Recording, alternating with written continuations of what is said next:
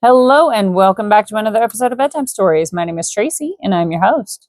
Tonight we are reading chapter 11 of A Princess of Mars by Edgar Rice Burroughs. This is the first book in the John Carter of Mars series by Edgar Rice Burroughs, which is firmly within the public domain. This chapter is called With Dejah Thoris. But before we get into that, I need to ask you some very serious questions. And if you've been around for a piece, you already know what those questions are. So why don't you say it with me? Did you go pee in the potty yet? Have you brushed your teeth? Dental hygiene is very important. Have you got your water next to the bed? Have you done your stretches? You got all of that done. You knew it. You knew I was going to ask, and you already took care of it. I'm so proud of you. Someday, you're not even going to need me to ask. You're just going to do it. And you're not even going to read a story from me. You're not even going to have me read you a story. And then you can say you're all grown up. But that's a trap. Don't grow up. It's a trap. So, chapter 11. Shall we begin? Hang on. We cannot begin yet. Now we may begin. Me. I'm just kidding. I'm not going to sing it. I could, but I'm not going to.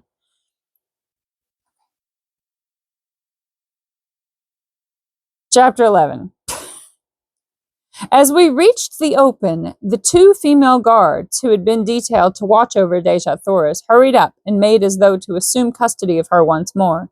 The poor child shrank against me, and I felt her two little hands fold tightly over my arm. Waving the women away, I informed them that Sola would attend the captive hereafter, and I further warned Sir Koja that any more of her cruel attentions bestowed upon Dejah Thoris would result in Sarkoja's sudden and painful demise. My threat was unfortunate and resulted in more harm than good to Dejah Thoris, for as I learned later, men do not kill women upon Mars, nor women men. So Sarkoja merely gave us an ugly look and departed to hatch deviltries against us. I soon found Sola and explained to her that I wished her to guard Dejah Thoris as she had guarded me, that I wished her to find other quarters where they would not be molested by Sarkoja, and I finally informed her that I myself would take up my quarters among the men. Sola glanced at the accoutrements which were carried in my hand and slung across my shoulder. You are a great chieftain now, John Carter, she said, and I must do your bidding, though indeed I am glad to do it under any circumstances. The man whose medal you carry was young, but he was a great warrior, and had, by his promotions and kills, won his way close to the rank of Taurus Tarkus, who, as you know, is second to Lorcas Potomel only. You are 11th there, but there are but 10 chieftains in this community who rank you in prowess. And if I should kill Lorcas Potomel, I asked? You would be first, John Carter. But you may only win that honor by the will of the entire council, that Lorcas Potomel meet you in combat. Or should he attack you, you may kill him in self-defense, and thus win first place. I laughed and changed the subject. I had no particular desire to kill Lorcas Potomel, and less to be a Jed among the Tharks. I accompanied Sola and Dejah Thoris in a search for new quarters, which we found in a building nearer the audience chamber and of far more pretentious architecture than our former habitation. We also found in this building real sleeping apartments with ancient beds of highly wrought metal swinging from enormous gold chains depended from the marble ceilings. The decoration of the walls was most elaborate, and unlike the frescoes in the other buildings I had examined, portrayed many human figures in the compositions. These were of people like myself, and of a much lighter color than Dejah Thoris. They were clad in graceful flowing robes, highly ornamented with metal and jewels, and their luxuriant hair was of a beautiful golden and reddish bronze. The men were beardless, and only a few wore arms. The scenes depicted for the most part a fair-skinned, fair-haired people at play. Dejah Thoris clasped her hands with an exclamation of rapture as she gazed upon these magnificent works of art, wrought by a people long extinct, while Sola, on the other hand, apparently did not see them. We decided to use this room on the second floor and overlooking the plaza for Dejah Thoris and Sola, and another room adjoining and in the rear for the cooking and supplies. I then dispatched Sola to bring the bedding and such food and utensils as she might need, telling her that I would guard Dejah Thoris until her return. As Sola departed, Dejah Thoris turned to me with a faint smile. And where to, then, would your prisoner escape, should you leave her, unless it was to follow you and crave your protection and ask your pardon for the cruel thoughts she has harbored against you these past few days? You are right, I answered. There is no escape for either of us unless we go together. I heard your challenge to the creature you call Taurus Tarkus, and I think I understand your position among these people, but what I cannot fathom is your statement that you are not of Barsoom. In the name of my first ancestor, then, she continued, where may you be from? You are like unto my people, and yet so unlike. You speak my language, and yet I heard you tell Taurus Tarkus that you had but learned it recently. All Barsoomians speak the same tongue from the ice-clad south to the ice-clad north, though their written languages differ. Only in the valley of Dor, where the river Is empties into the lost sea of Koros, is there supposed to be a different language spoken, and except in the legends of our ancestors, there is no record of a Barsoomian returning up the river Is from the shores of Koros in the valley of Dor. Do not tell me that you have thus returned.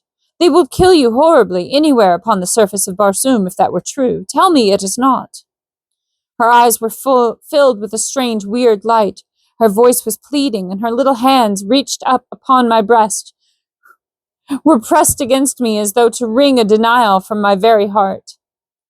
I do not know your customs, Dejah Thoris, but in my own Virginia a gentleman does not lie to save himself. I am not of Dor. I have never seen the mysterious Is. The lost sea of Koros is still lost, so far as I am concerned. Do you believe me? And then it struck me suddenly that I was very anxious that she should believe me. It was not that I feared the result which would follow a general belief that I had returned from the Barsoomian heaven or hell or whatever it was. Why was it then? Why should I care what she thought? I looked down at her, and her beautiful face upturned, and her wonderful eyes opening up to the very depth of her soul, and as my eyes met hers, I knew why. And I shuddered. Ooh. A similar wave of feeling seemed to stir her. She drew away from me with a sigh, and with her earnest, beautiful face turned up to mine, she whispered, I believe you, John Carter. I do not know what a gentleman is, nor have I ever heard before of Virginia. But on Barsoom no man lies. If he does not wish to speak the truth, he is silent. Where is this Virginia? Your country, John Carter? She asked, and it seemed that this fair name of my fair land had never sounded more beautiful than as it fell from those perfect lips on that far-gone day. I am of another world, I answered. The great planet Earth, which revolves about our common sun, and next within the orbit of your Barsoom, which we know as Mars. How I came here I cannot tell you, for I do not know. But here I am, and since my presence has permitted me to serve Dejah Thoris, I am glad that I am here. She gazed at me with troubled eyes, long and questioningly. That it was difficult to believe my statement, I well knew, nor could I hope that she would do so, however much I craved her confidence and respect. I would much rather not have told her anything of my antecedents, but no man could look into the depth of those eyes and refuse her slightest behest. Finally she smiled, and rising said, I shall have to believe even though I cannot understand. I can readily perceive that you are not of the Barsoom of today. You are like us, yet different. But why should I trouble my poor head with such a problem, when my heart tells me that I believe because I wish to believe? It was good logic, good earthly, feminine logic, and if it satisfied her, I certainly could pick no flaws in it. As a matter of fact, it was about the only kind of logic that could be brought to bear upon my problem.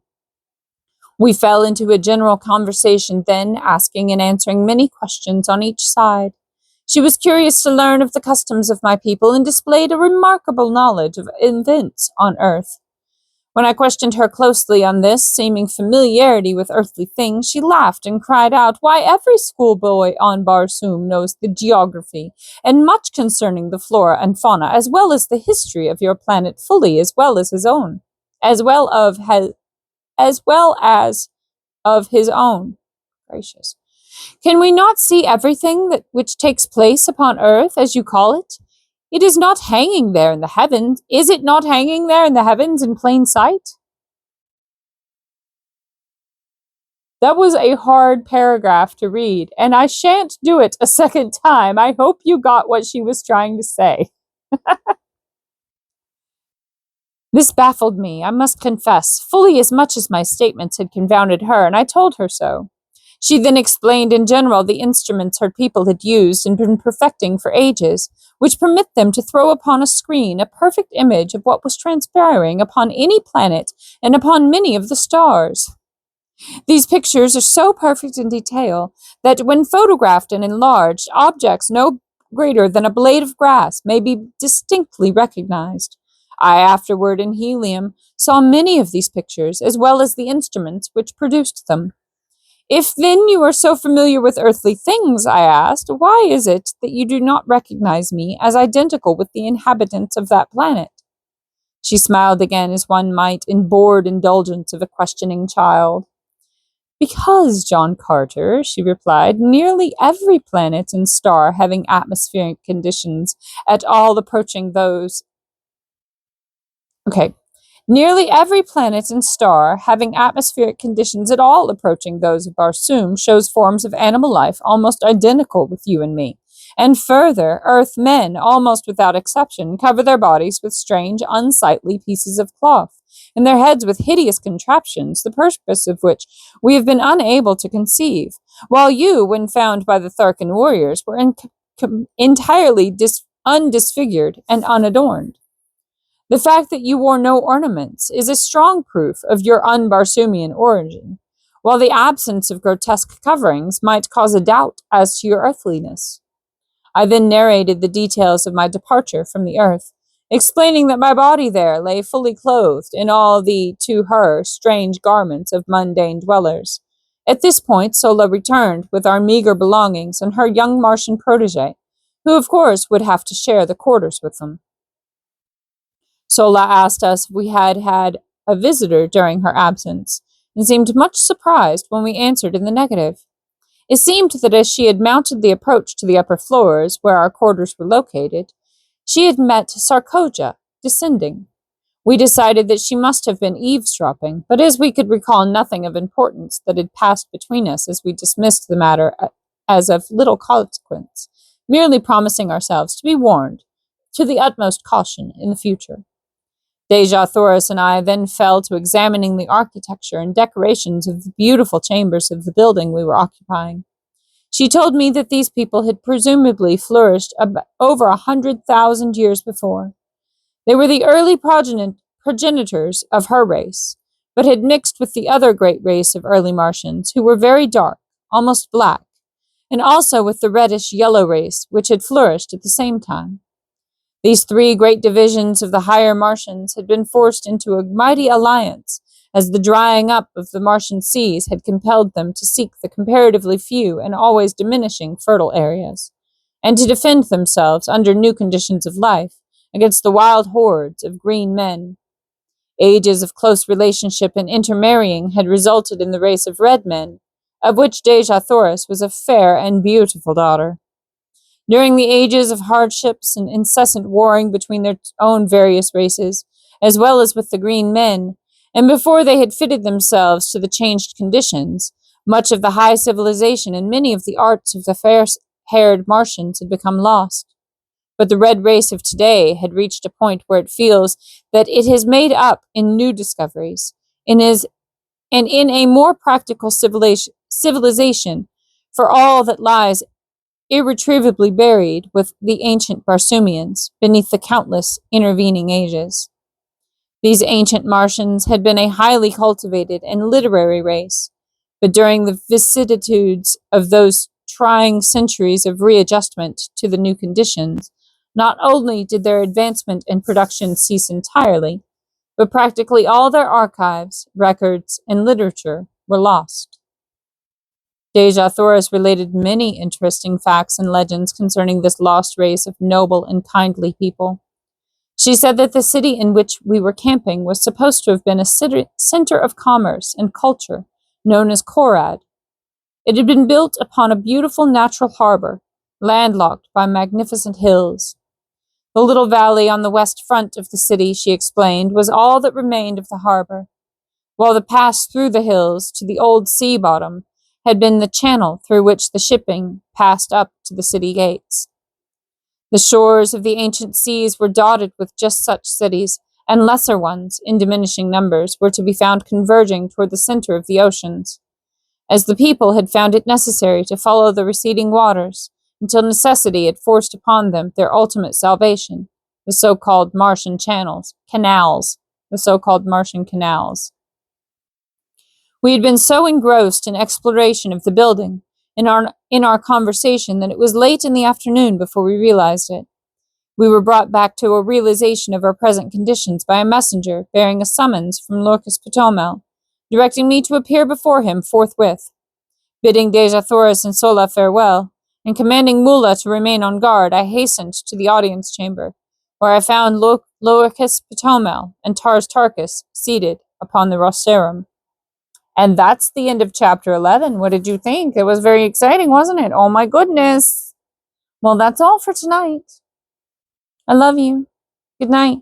Sleep tight. And don't let the bedbugs bite. And if they do, you be strong, you be brave, you bite them back. I love you so very much. Good night.